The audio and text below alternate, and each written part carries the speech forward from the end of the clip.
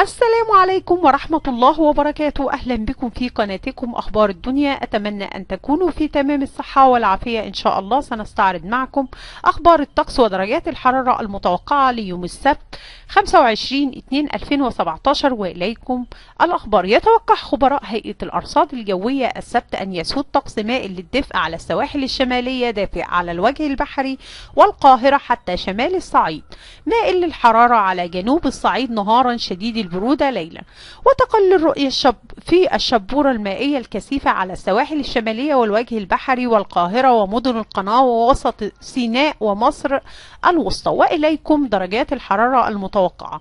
القاهرة الصغرى 11، العظمى 23، الإسكندرية الصغرى 11، العظمى 21، مطروح الصغرى 9، العظمى 21، بورسعيد الصغرى 15، العظمى 20، دمياط الصغرى 14، العظمى 19، بلطيم الصغرى 10، العظمى 21، الإسماعيلية الصغرى 7، العظمى 23، السويس الصغرى 8، العظمى 24، العريش الصغرى 6، العظمى 21، نخل الصغرى 5، العظمى 22، طابة الصغرى 7، العظمى 23، طور الصغرى 12، العظمى 24، مرسى علم الصغرى 14، العظمى 23، الغردقة الصغرى 14، العظمى 24، شرم الشيخ الصغرى 18، العظمى 25، رفح الصغرى 5، العظمى 21، كاترين الصغرى 4، العظمى 18، سيوة الصغرى 6، العظمى 24، المنيا الصغرى 9، العظمى 24،